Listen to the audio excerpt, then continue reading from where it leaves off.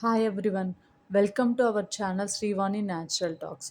ఈ వీడియోలో అరుణాచలం ట్రిప్ పిల్లలతో ఎలా ప్లాన్ చేసుకోవాలి, ఇంకా అక్కడ జరిగే స్కామ్స్ ఏంటి, ఇంకా నా పర్సనల్ ఎక్స్పీరియన్స్ మొత్తం ఈ వీడియోలో షేర్ చేసుకుంటాను. మేము మార్నింగే లేచి ఫ్రెష్ అయ్యే లోపల అమ్మ పులిహోర, కర్డ్ రైస్, ఇంక ఇడ్లీ చేసింది. అవన్నీ ప్యాక్ చేసుకొని స్టార్ట్ అయ్యాము.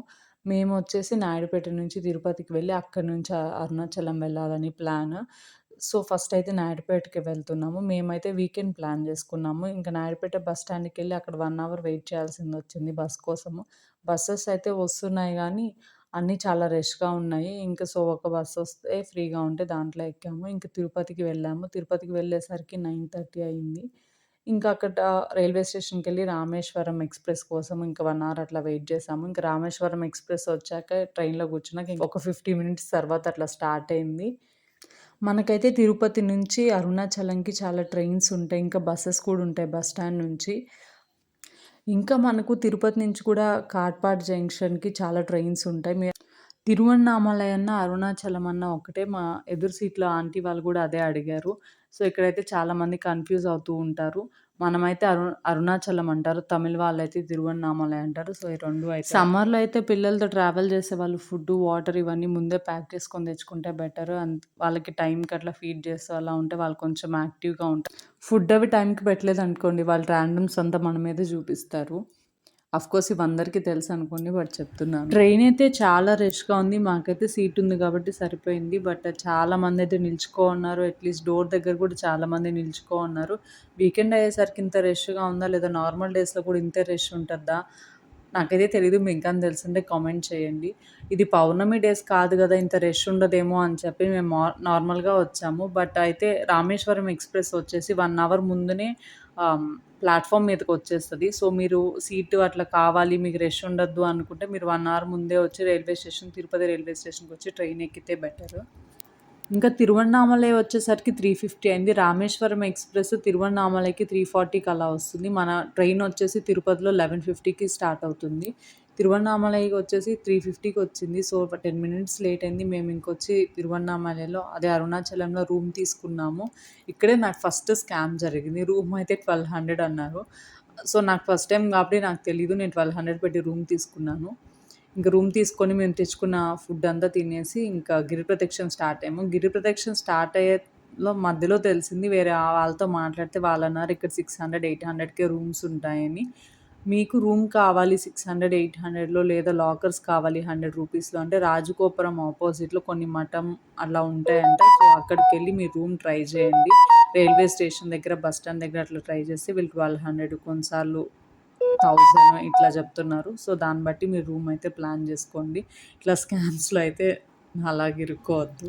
మోస్ట్‌లీ గిరి ప్రదక్షిణ అయితే ఈవినింగ్ టైమ్‌లో అట్లా స్టార్ట్ అయితే బెటర్. అదే పిల్లలతో వెళ్ళే వాళ్ళైతే ఇంకా ఈవినింగే బెటర్.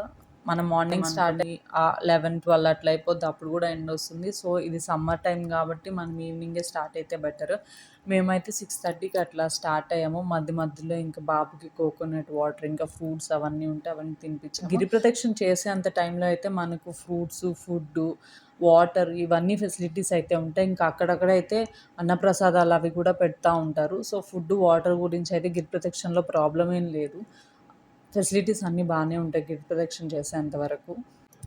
ఇంకా అక్కడైతే పిల్లలకి స్ట్రాలర్స్ ఉంటాయి. స్టార్టింగ్‌లో ఉంటాయి. ఇంక మిడిల్‌లో అక్కడక్కడ గూడా స్ట్రాలర్స్ ఉంటాయి. రెంట్ వచ్చేసి 400, 450 అలా ఉంటద్ది. మేమైతే ఎత్తుకొనే తీసుకెళ్ళాము బాబుని. మీకు స్ట్రాలర్స్ కావాలంటే రెంట్‌కి అలా తీసుకోవచ్చు. గిరి ప్రదక్షిణ వచ్చి టోటల్ 14 కిలోమీటర్స్ అండి. ఇంక మధ్యలో అయితే అష్టలింగాలుంటాయి. అదే 8 లింగాలుంటాయి. అది కాక మనకు సూర్యలింగం, చంద్రలింగం గూడా దర్శనం జేసుకోవచ్చు. ఇంకా అక్కడక్కడ ఎనర్జీ పాయింట్స్ కూడా ఉంటాయి. మనము మనకంత ఓపిక ఉంటే మనం అన్నీ దర్శనం జేసుకోగలం అంటే అన్ని లింగాలైతే కంపల్సరీ దర్శనం జేసుకుంటారందరూ. బట్ మీరు ఇంక వేరే ఎనర్జీ పాయింట్స్, ఇంకా మఠాలు అవన్నీ గూడా, గుడులు అవన్నీ గూడా దర్శనం జేసుకోవాలంటే చేసుకోవచ్చు. మేమైతే అన్నీ కవర్ చేయలేకపోయాము. అప్పటికి 9 అయింది. 9 అయ్యేసరికి కొన్ని అష్టలింగాల్లో కొన్ని లింగాల గుడులు గూడా క్లోజ్ చేసేసారు. బట్ బయట నుంచయితే దండం పెట్టుకొని వచ్చేసాము. గిరి ప్రదక్షిణ చేసేటప్పుడు అక్కడ కొంతమంది నిమ్మకాయలతో దిష్టి తీయడం అలా అంతా చేస్తుంటారు కదా! మీరు ఎప్పుడన్నా ఇది ఫేస్ చేసారా? మేమేమి అడగలేదు. బట్ వాళ్ళే వచ్చి దిష్టి తీశారు. బట్ ఇట్ ఫీల్స్ సంవాట్ ఆక్వర్డ్‌గా ఉండింది. ఎందుకంటే వాళ్ళొచ్చి మా హస్బెండ్ టోపీ ఇదంతా టచ్ చేసి బలవంతంగా డబ్బులు తీసుకోవడము. అడిగారు, మేమిచ్చాము. బట్ అదైతే కొంచెం డిస్టర్బెన్స్‌గా అనిపిచ్చింది. మనం ఇవ్వలేదు, ఇవ్వము అట్లా అంటే మళ్ళీ ఏదో ఒకటి శాపాలు అట్లా పెట్టడం. ఇట్ సీమ్స్ లైక్ అది కొంచెం బ్లాక్‌మెయిల్‌గా అనిపిచ్చింది.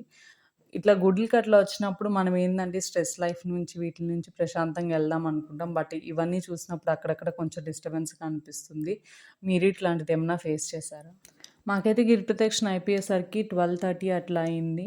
ఇంక మేము కొంచెం రూమ్‌కెళ్ళి రెస్ట్ తీసుకొని మార్నింగ్ అయితే దర్శనానికి స్టార్ట్ అయ్యాము. దర్శనం అయితే ఫ్రీ దర్శన్ క్యూ లైను బయటంతా చాలా ఫ్రీగా ఉండింది. ₹50 దర్శన్ క్యూ లైన్ వచ్చి చాలా రష్‌గా ఉంది. సో, మేము ఇంకా ఫ్రీ దర్శన్ క్యూ లైన్ లోపలికెళ్ళాము.